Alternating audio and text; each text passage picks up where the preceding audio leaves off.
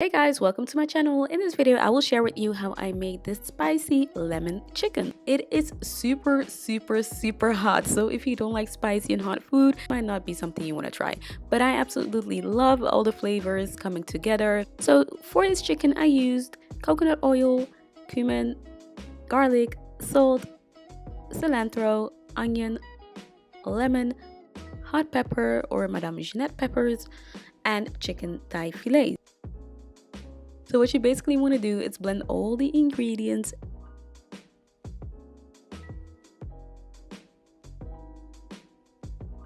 add some lemon juice to help with the blending, then pour the mixture over the chicken. Here I am adding some extra pepper, and I also decided to slice the remaining lemon that I had. Put the chicken thighs in an oven dish and bake it in a preheated oven of 200 Celsius for about 40 minutes. And there you have it. If you give it a try, let me know in the comment section how you like it, and I'll see you in my next video. Thanks for watching, guys.